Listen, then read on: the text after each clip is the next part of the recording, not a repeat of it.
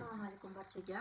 Ko'pchilik Eshitdingizmi? Telefonimning ovozi yaxshi chiqmaganligi uchun ozvuchka tariqasida men bu narsani hozirda tushuntiraman. Xullas, ko'pchilik mana shu rilsimdan, ya'ni unsiz non rilsimdan odamlar qo'shildi va ba'zi bir odamlar esa savol berishdi. Bu haqiqatan ham unsizmi, ichi xom bo'lib qolmaydimi deb. Shuning uchun men buni istoriyada yoritib, chiroyli qilib tushuntirib, pishirib beraman.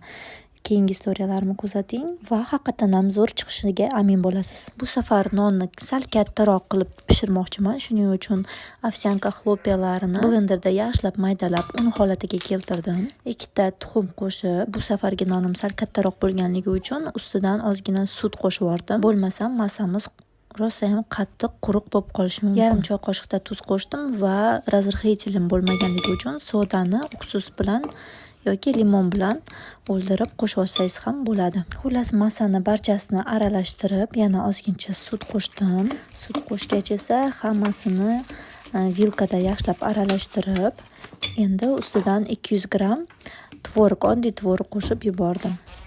Uyingizda har xil blender bo'lsa yoki chopper bo'lsa, barcha massani yaxshilab aralashtirib, maydalab, uni xamir holatiga keltirasiz. Keyin esa listimizga pergament qog'ozni tayyorlab, mana qo'limni ho'llab oldim, chunki ozgina yopishqoqroq bo'ladi. Shuning uchun qo'limni ho'llab, nonimizga shakl berib, ustidan sedana, kunjut, oshqovoq urug'laridan qo'shsangiz bo'ladi. Men ozgincha kashnich ham qo'shdim, chunki kashnich boshqacha ta'm beradi.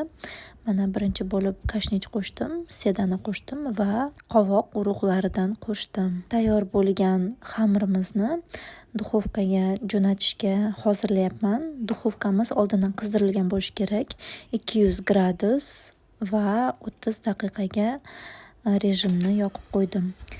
So'ng esa mana duxovkaga yuborib bo'lgach, ancha usti qizarib, chiroyli bo'lib pishib chiqdi. To'g'risini aytsam, bu nonni kechasi tayyorlab, ertalabki zavtrakka maza qilib tanovul qilsangiz bo'ladi. Mana ichi pishgan, juda ham mazali, to'yimli va ancha kletchatkaga boy, vitaminlarga boy non bo'lib pishib chiqadi.